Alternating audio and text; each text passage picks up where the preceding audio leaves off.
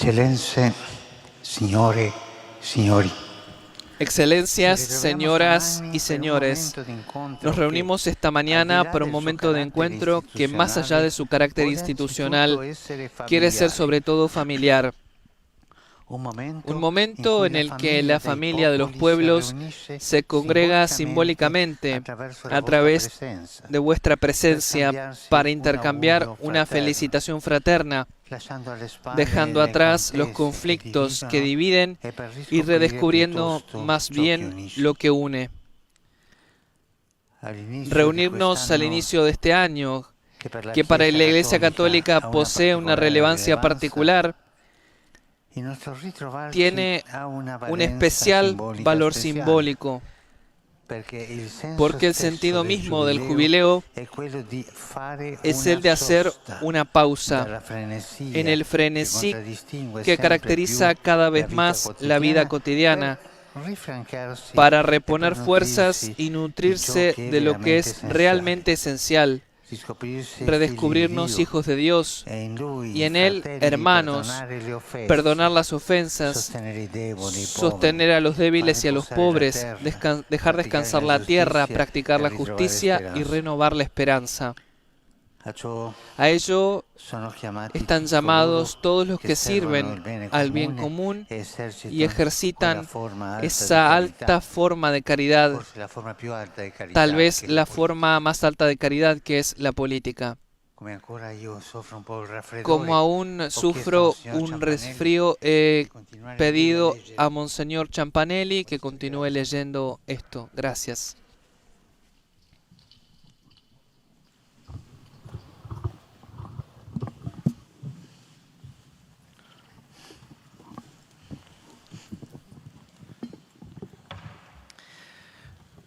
Con este espíritu los recibo, agradeciendo ante todo a su excelencia el embajador Georges Poulit, decano del cuerpo diplomático, por las palabras con las que se ha hecho intérprete de sus sentimientos comunes. A todos ustedes les doy una calurosa bienvenida, agradecido por el afecto y la estima que sus pueblos y sus gobiernos tienen por la sede apostólica y que ustedes representan.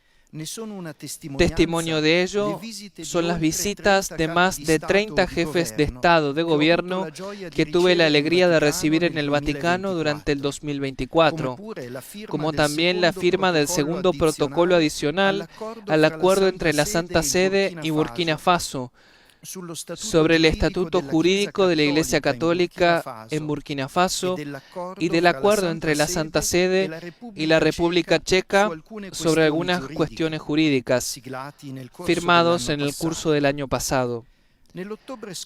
Además, el pasado mes de octubre se renovó por un cuatrienio el acuerdo provisional entre la Santa Sede y la República Popular China sobre el nombramiento de obispos, signo de la voluntad de proseguir un diálogo respetuoso y constructivo en vista del bien de la Iglesia Católica en ese país y de todo el pueblo chino. Por mi parte, he querido corresponder a ese afecto con los viajes apostólicos realizados recientemente, que me han llevado a visitar tierras lejanas como Indonesia, Papúa Nueva Guinea, Timor Oriental y Singapur, otras más cercanas como Bélgica y Luxemburgo, y por último, Córcega.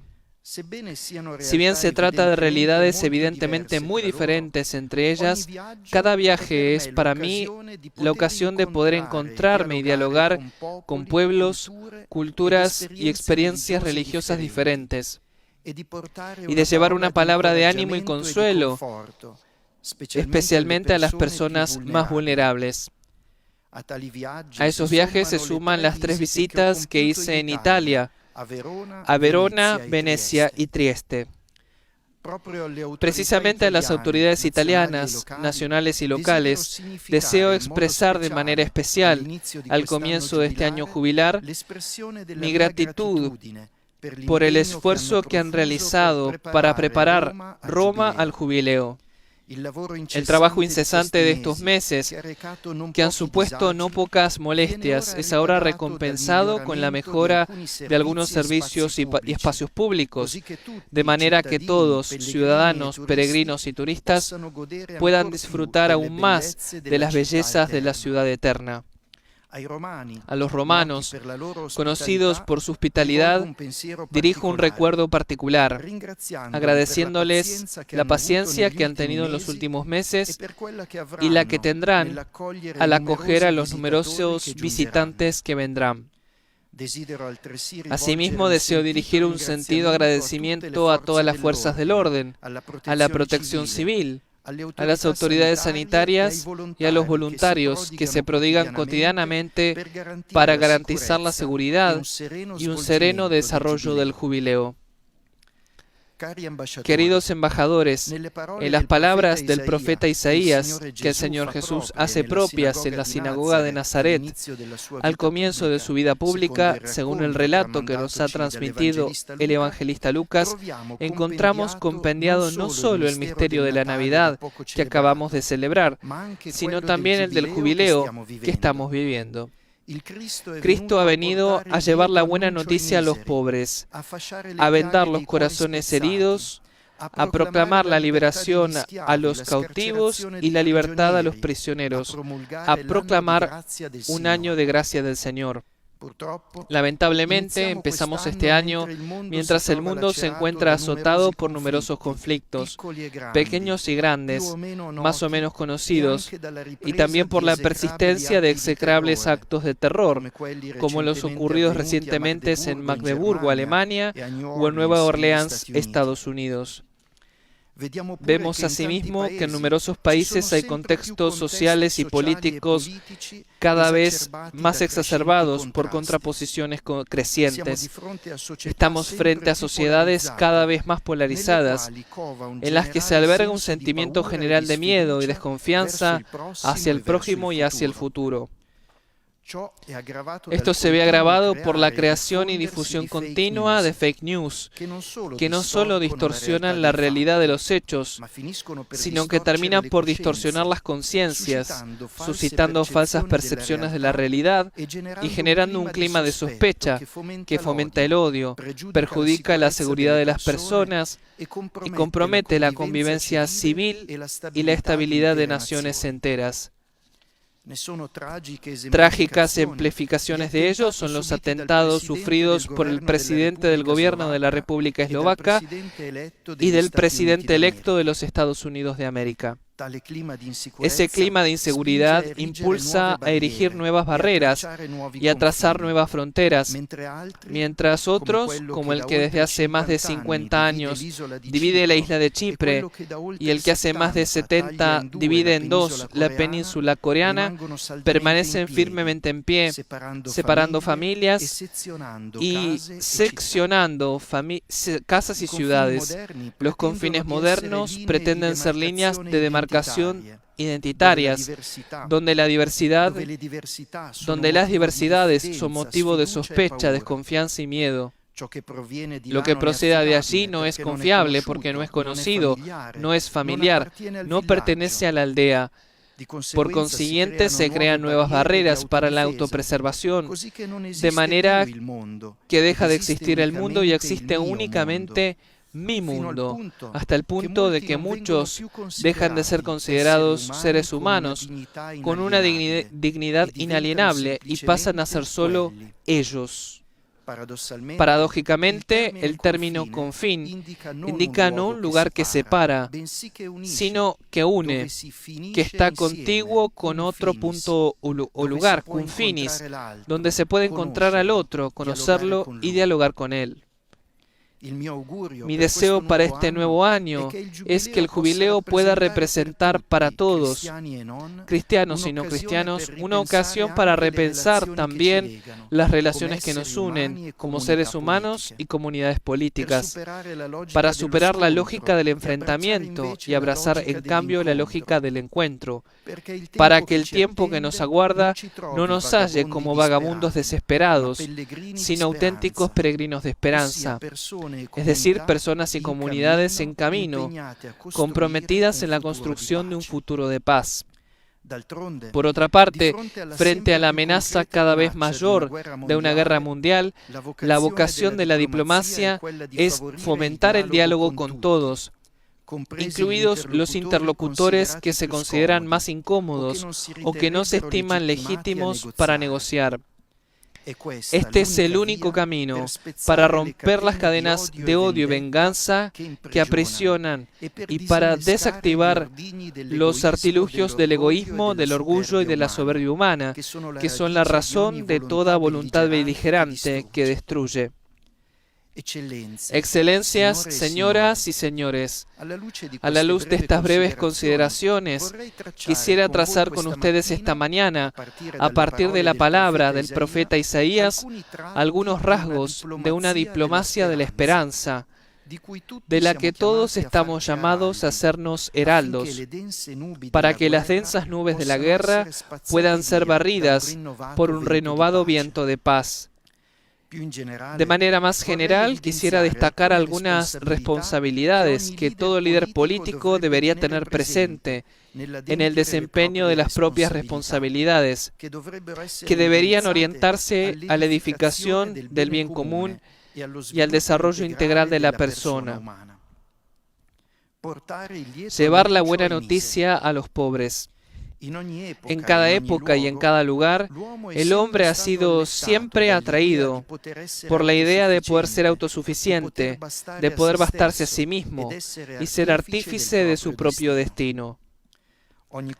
Cada vez que se deja dominar por tal presunción, se ve obligado por acontecimientos y circunstancias exteriores a descubrir que es débil e impotente, pobre y necesitado, afligido por catástrofes espirituales y materiales. En otras palabras, descubre que es pobre y que necesita a alguien que lo rescate de su propia miseria. Las miserias de nuestro tiempo son numerosas. Nunca, como en esta época, la humanidad ha experimentado el progreso, el desarrollo y la riqueza, y quizá nunca como hoy se ha encontrado sola y perdida, prefiriendo con frecuencia tener animales domésticos en vez de hijos. Es urgente una buena noticia, una noticia que en la perspectiva cristiana Dios nos ofrece en la noche de Navidad. No obstante, todos, incluso quienes no son cristianos, pueden hacerse portadores de un anuncio de esperanza y de verdad.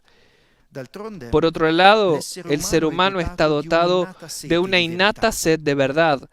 Esta búsqueda es una dimensión fundamental de la condición humana, en cuanto toda persona lleva dentro de sí una nostalgia de la verdad objetiva y un deseo inextinguible de conocimiento. Siempre ha sido así, pero en nuestro tiempo la negación de verdades evidentes parece tomar la delantera. Algunos desconfían de las argumentaciones racionales, consideradas instrumentos en las manos de algún poder oculto, mientras que otros creen poseer de manera unívoca la verdad que se han autoconstruido, eximiéndose así del debate y del diálogo con quienes piensan diferente. Unos y otros tienen la tendencia a crear su propia verdad, ignorando la objetividad de lo verdadero.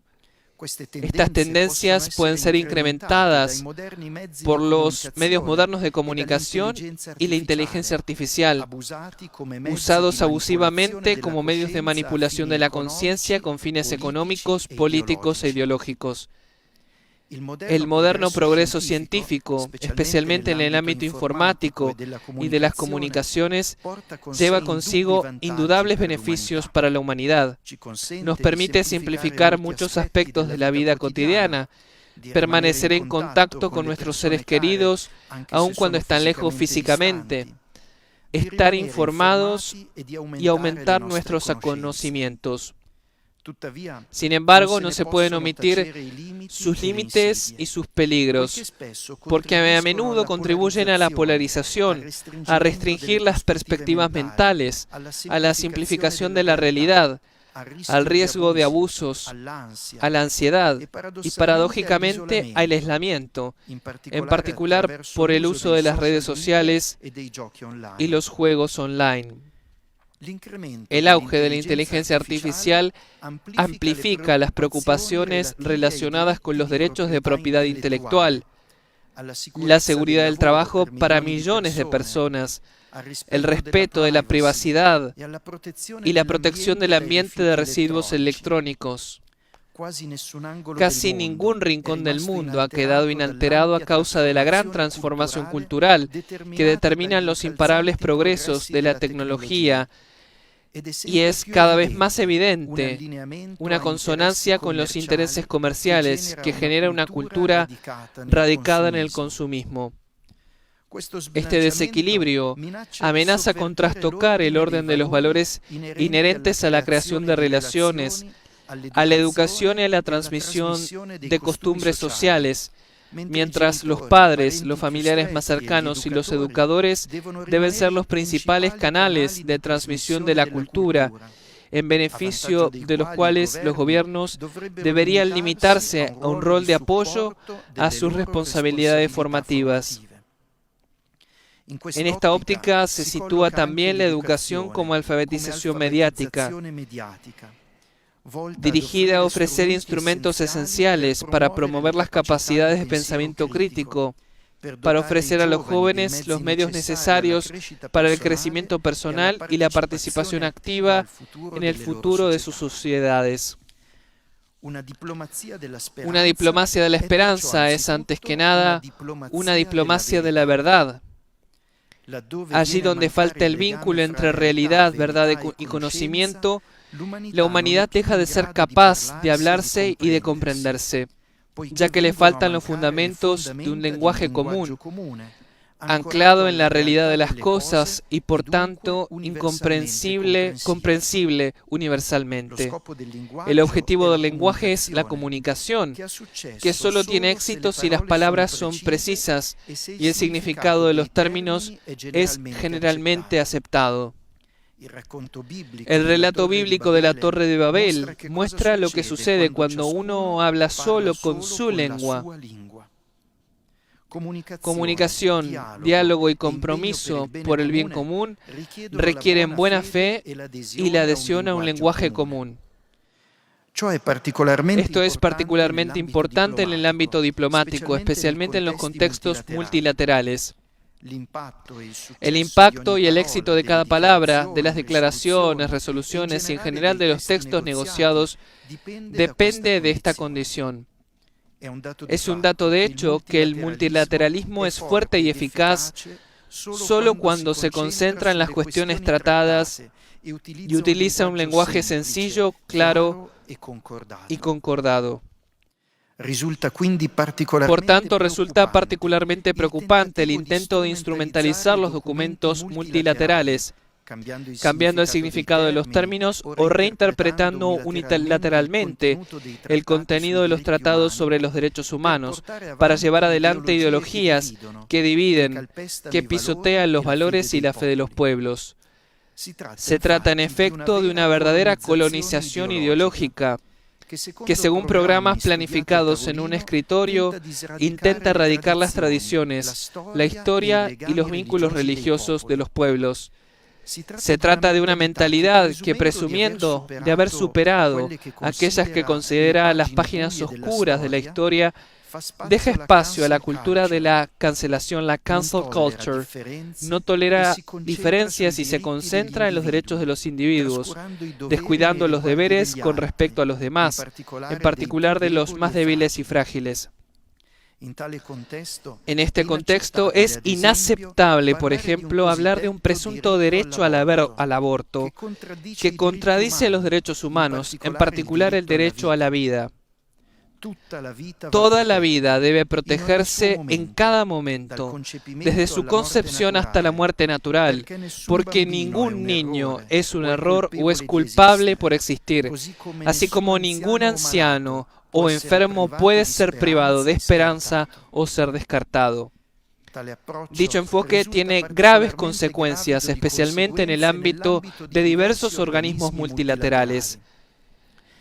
Pienso de manera particular en la Organización para la Seguridad y la Cooperación en Europa, de la cual la Santa Sede es miembro fundador, habiendo tomado parte activa en las negociaciones que hace medio siglo condujeron a la Declaración de Helsinki de 1975. Es más urgente que nunca recuperar el espíritu de Helsinki, con el que los estados enfrentados y considerados enemigos lograron crear un espacio de encuentro y no abandonaron el diálogo como instrumento para resolver los conflictos. Por el contrario, las instituciones multilaterales, surgidas en su mayor parte al finalizar la Segunda Guerra Mundial, hace 80 años, ya no parecen ser capaces de garantizar la paz y la estabilidad, la lucha contra el hambre y el desarrollo para los cuales habían sido creadas, ni de responder de manera verdaderamente eficaz a los nuevos desafíos del siglo XXI, como las cuestiones ambientales, de salud pública, culturales y sociales, además de los retos impuestos por la inteligencia artificial.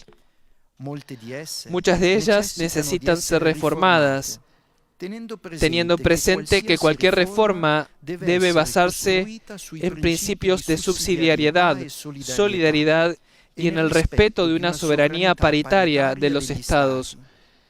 Mientras duele constatar que existe el riesgo de una monadología y de la fragmentación en like-minded clubs que solo dejan entrar a quienes piensan del mismo modo. A pesar de todo, no han faltado ni faltan signos alentadores, allí donde existe la buena voluntad de encontrarse. Pienso en el Tratado de Paz y Amistad entre Argentina y Chile, firmado en la Ciudad del Vaticano el 29 de noviembre de 1974, que con la mediación de la Santa Sede y la buena voluntad de las partes, puso fin a la disputa del Canal de Beagle, demostrando que la paz y la amistad son posibles cuando dos miembros de la comunidad internacional renuncian al uso de la fuerza y se comprometen solemnemente a respetar todas las reglas del derecho internacional y a promover la cooperación bilateral. Más recientemente, pienso en los signos positivos de una reanudación de las negociaciones para volver a la plataforma del acuerdo sobre el programa nuclear iraní con el objetivo de garantizar un mundo más seguro para todos. Vendar los corazones heridos. Una diplomacia de la esperanza es también una diplomacia del perdón, capaz, en una época llena de conflictos abiertos y latentes, de recomponer las relaciones laceradas por el odio y la violencia, y así vendar los corazones heridos de todas esas víctimas. Mi deseo para este 2025 es que toda la comunidad internacional se esfuerce ante todo para poner fin a la guerra que desde hace casi 3 años baña de sangre la martirizada Ucrania y que ha causado un enorme número de víctimas, incluidos muchos civiles. Algunos signos alentadores se vislumbran en el horizonte, pero se necesita todavía mucho trabajo para poner en pie las condiciones de una paz justa y duradera y para sanar las heridas infligidas por la agresión. Del mismo modo, renuevo mi llamamiento a un alto al fuego y a la liberación de los rehenes israelíes en Gaza, donde hay una situación humanitaria gravísima e innoble. Y pido que la población palestina reciba todas las ayudas necesarias. Mi deseo es que israelíes y palestinos puedan reconstruir los puentes de diálogo y de confianza recíproca a partir de los más pequeños, para que las generaciones venideras logren convivir en paz y seguridad en ambos estados, y Jerusalén sea la ciudad del encuentro, donde convivan en armonía y respeto cristianos, judíos y musulmanes. Precisamente el pasado mes de junio, en los Jardines Vaticanos, hemos recordado todos juntos el 10º aniversario de la invocación a la paz en Tierra Santa, que el 8 de junio de 2014 contó con la presencia del entonces presidente del Estado de Israel, Shimon Peres, y del presidente del Estado de Palestina, Mahmoud Abbas, junto al patriarca Bartolomé I. Aquel encuentro había puesto de manifiesto que el diálogo es siempre posible y que no podemos rendirnos a la idea de que la enemistad y el odio entre los pueblos deban imponerse. Sin embargo, es necesario destacar que la guerra es alimentada por el continuo proliferar de armas cada vez más sofisticadas y destructivas. Reitero esta mañana el llamado a que con el dinero que se usa en armas y otros gastos militares constituyamos un fondo mundial para acabar de una vez con el hambre y para el desarrollo de los países más pobres, de tal modo que sus habitantes no acudan a soluciones violentas o engañosas, ni necesiten abandonar sus países para buscar una vida más digna. La guerra es siempre un fallimento. La guerra es siempre un fracaso, y el involucramiento de los civiles, sobre todo niños, así como la destrucción de las infraestructuras, no son solo una derrota, sino equivale a dejar que entre los dos contendientes el único que logra vencerse al mal. No podemos aceptar de ningún modo que se bombardeen poblaciones civiles o se ataquen infraestructuras vitales para la subsistencia. No podemos aceptar el ver morir de frío a los niños porque se han destruido hospitales y se han dañado la red energética de un país. Toda la comunidad internacional está aparentemente de acuerdo con el respeto al derecho humanitario internacional. Sin embargo, el hecho de que éste no se implemente plena y concretamente nos cuestiona. Si nos olvidamos de lo que está al origen, es decir, los fundamentos de nuestra misma existencia, de la sacralidad de la vida, de los principios que mueven al mundo, ¿cómo podemos pensar que este derecho sea eficaz?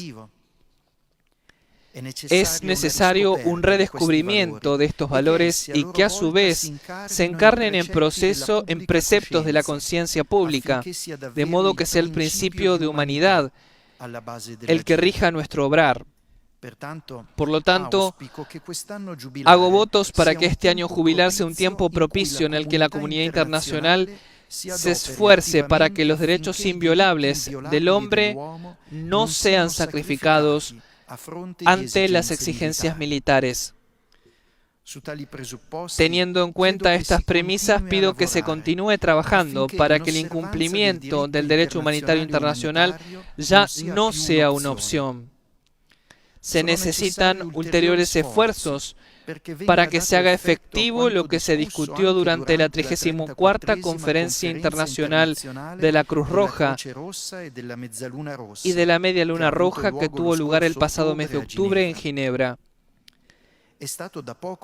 Se ha celebrado hace poco el 75º aniversario de las Convenciones de Ginebra y sigue siendo indispensable que las normas y los principios sobre los que se fundan sean observados en los excesivos escenarios bélicos que siguen abiertos. Entre estos escenarios pienso en los distintos conflictos que persisten en el continente africano, en modo particular en Sudán, en el Sahel, en el Cuerno de África, en Mozambique, donde hay una gran crisis política en curso, y en las regiones orientales de la República Democrática del Congo, donde la población se ve afectada por graves deficiencias sanitarias y humanitarias, agravadas a veces por la plaga del terrorismo, que provocan pérdidas de vidas humanas y el desplazamiento de millones de personas. A esto se añaden los efectos devastadores de las inundaciones y de la sequía, que empeoran las ya precarias condiciones de varias partes de África. La perspectiva de una diplomacia del perdón no está llamada solo a sanar los conflictos internacionales o regionales. Esta le confiere a cada uno la responsabilidad de hacerse artesano de la paz, para que se puedan edificar sociedades realmente pacíficas, en las que las legítimas diferencias políticas, además de las sociales, culturales, étnicas y religiosas, constituyan una riqueza y no una fuente de odio y división. Mi pensamiento va en modo particular a Myanmar, donde la población sufre grandemente a causa de los continuos enfrentamientos armados que obligan a la gente a huir de sus casas y a vivir en el miedo.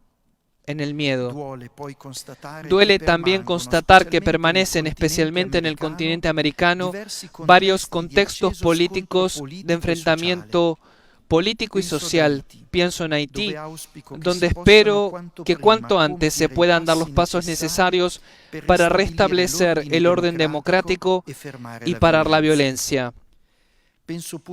Pienso además en Venezuela y a la grave crisis política en la que se debate.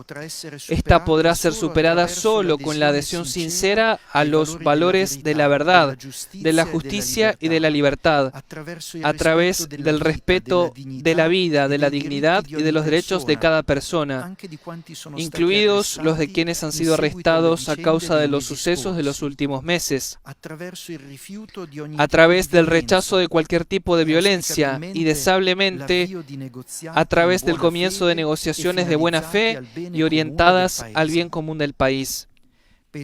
Pienso en Bolivia, que está atravesando una preocupante situación política, social y económica. También en Colombia, donde confío que con la ayuda de todos se pueda superar la multiplicidad de los conflictos que lastiman al país desde hace demasiado tiempo. Pienso finalmente en Nicaragua, donde la Santa Sede, que está siempre dispuesta a un diálogo respetuoso y constructivo, sigue con preocupación las medidas adoptadas con respecto a personas e instituciones de la Iglesia y hace votos para que se les garanticen adecuadamente a todos la libertad religiosa y los demás derechos fundamentales. Efectivamente, no hay verdadera paz si no viene garantizada también la libertad religiosa, que implica el respeto a la conciencia de los individuos y a la posibilidad de manifestar públicamente la propia fe y pertenencia a una comunidad.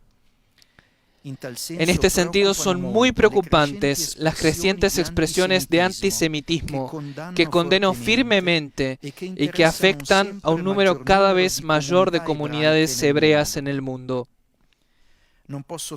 No puedo callar ante las numerosas persecuciones contra varias comunidades cristianas, frecuentemente perpetradas por grupos terroristas, especialmente en África y Asia, ni tampoco ante las formas más delicadas, entre comillas, de limitación de la libertad religiosa que se observan a veces incluso en Europa, donde aumentan las normas legales y las prácticas administrativas que limitan o anulan en la práctica los derechos que las constituciones reconocen formalmente a cada creyente y a los grupos religiosos. Al respecto, deseo reiterar que la libertad religiosa constituye una conquista de progreso político y jurídico, ya que cuando se reconoce la libertad religiosa, la dignidad de la persona humana se respeta en su raíz y se refuerzan el etos y las instituciones de los pueblos. Los cristianos pueden y quieren contribuir activamente a la edificación de las sociedades en las que viven. Incluso allí donde no son mayoría en la sociedad, ellos son ciudadanos de pleno derecho, especialmente en aquellas tierras en las que habitan desde tiempos inmemoriales. Me refiero en modo particular a Siria, que después de años de guerra y devastación parece que está recorriendo un camino de estabilización. Espero que la integridad territorial, la unidad del pueblo sirio y las necesarias reformas constitucionales no se vean comprometidas por nadie y que la comunidad internacional ayude a Siria a ser una tierra de convivencia pacífica, donde todos los sirios, incluida su componente cristiana, puedan sentirse plenamente ciudadanos y participar al bien común de esta querida nación. Del mismo modo, pienso en el amado Líbano, deseando que el país, con la ayuda determinante de la componente cristiana, pueda tener la necesaria estabilidad institucional para afrontar la grave situación económica y social, reconstruir el sur del país golpeado por la guerra e implementar plenamente la Constitución y el Acuerdo de Taif. Que todos los libaneses trabajen para que el rostro del país de los cedros no sea jamás desfigurado por la división, sino resplandezca siempre por el vivir juntos, y que el Líbano permanezca como un país mensaje de coexistencia y de paz. Proclamar la liberación a los cautivos. 2000 años de cristianismo han contribuido a eliminar la esclavitud de todos los ordenamientos jurídicos. A pesar de ello, existen todavía múltiples formas de esclavitud, comenzando por la escasamente reconocida, pero bastante practicada, esclavitud laboral. Demasiadas personas viven esclavas del propio trabajo, que pasa de ser un medio a convertirse en el fin de la propia vida. Y muchas veces estas personas son esclavas de las condiciones laborales inhumanas, en términos de seguridad, horarios de trabajo y salario. Es necesario un esfuerzo para crear condiciones dignas de trabajo, de por sí noble y ennoblecedor, y que este no sea un obstáculo para la realización y el crecimiento de la persona humana. Al mismo tiempo, se debe garantizar que existan efectivas posibilidades de trabajo, especialmente allí donde la grave situación del desempleo favorece el trabajo en negro y, consecuentemente, la criminalidad. Existe además la horrible esclavitud de las toxicomanías o toxicodependencias que afecta especialmente a los jóvenes. Es inaceptable ver cuántas vidas, familias y países se arruinan por esta plaga que parece difundirse cada vez más, también por la aparición de drogas sintéticas a menudo mortales, puestas a disposición de forma amplia por el execrable fenómeno del narcotráfico. Entre las otras esclavitudes de nuestro tiempo, una de las más terribles es aquella practicada por los traficantes de seres humanos. Personas sin escrúpulos que se aprovechan de la necesidad de miles de personas en fuga por la guerra, las carencias, las persecuciones o los efectos del cambio climático en busca de un lugar seguro para vivir. Una diplomacia de la esperanza es una diplomacia de la libertad, que requiere el compromiso común de la comunidad internacional para eliminar este miserable comercio. Al mismo tiempo, es necesario hacerse cargo de las víctimas de estos tráficos, que son los mismos migrantes, forzados a recorrer a pie miles de kilómetros, tanto en América Central como en el desierto del Sahara, o a tener que atravesar el mar Mediterráneo o el Canal de la Mancha en embarcaciones improvisadas y abarrotadas, para solo terminar rechazados o encontrarse en situación ilegal en una tierra extranjera. Olvidamos fácilmente que nos encontramos ante personas que es necesario acoger, proteger, promover e integrar. Con gran consternación percibo que las migraciones están todavía cubiertas por una nube oscura de desconfianza en vez de ser consideradas una fuente de crecimiento. Se considera a las personas en movimiento, en movilidad, solo como un problema que se debe gestionar.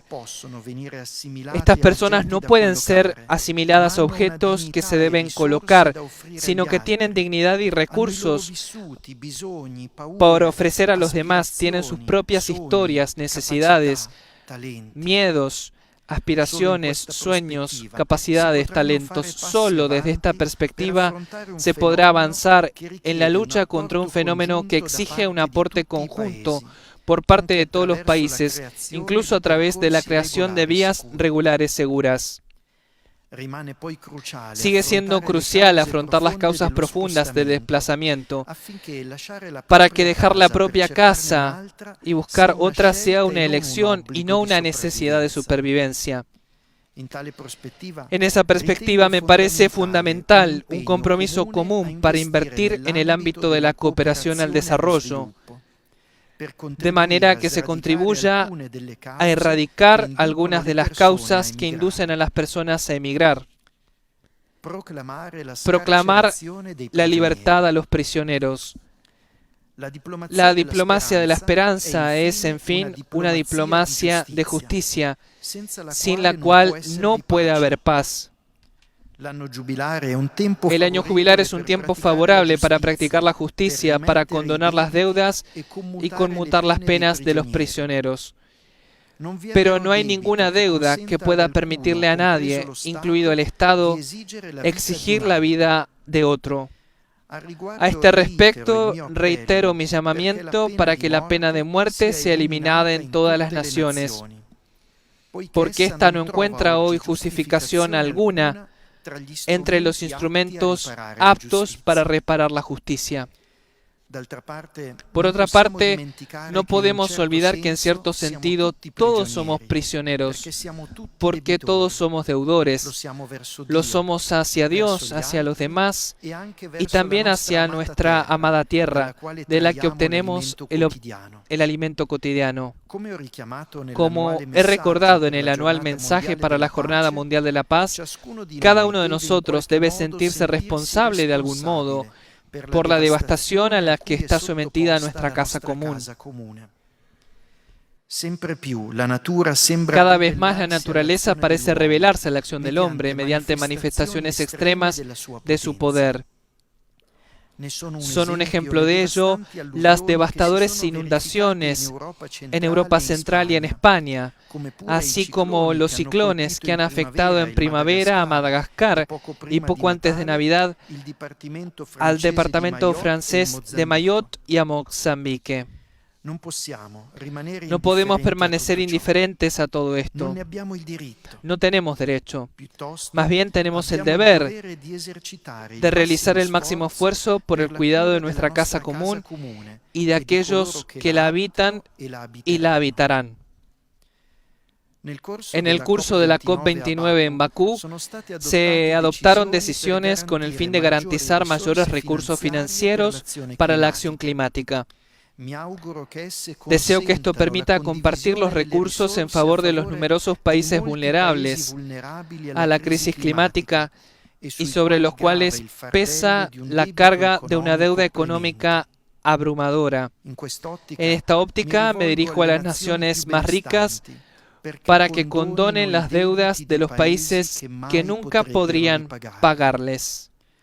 No se trata solo de un acto de solidaridad o magnanimidad, sino sobre todo de justicia, cargada también por una nueva forma de iniquidad, de la que hoy somos cada vez más conscientes, la deuda ecológica, en particular entre el norte y el sur. También en función de la deuda ecológica es importante identificar modalidades eficaces para convertir la deuda externa de los países pobres en políticas y programas eficaces, creativos y responsables de desarrollo humano integral. La Santa Sede está dispuesta a acompañar este proceso consciente de que no hay fronteras o barreras políticas o sociales detrás de las cuales uno se puede esconder. Antes de concluir, me gustaría expresar en esta sede mi condolencia y mi oración por las víctimas y los que están sufriendo a causa del terremoto que hace 2 días afectó a Tíbet. Queridos embajadores, en la perspectiva cristiana, el jubileo es un tiempo de gracia. Y como quisiera que este 2025 fuera verdaderamente un año de gracia, rico de verdad, de perdón, de libertad, de justicia y de paz. En el corazón de toda persona anida la esperanza como deseo y expectativa del bien, y cada uno de nosotros está llamada a hacerla florecer en torno a sí. Este es mi más cordial deseo para todos ustedes, queridos embajadores, para sus familias, los gobiernos y los pueblos que representan. que la esperanza florezca en nuestros corazones y nuestro tiempo encuentre la paz que tanto desea. Gracias.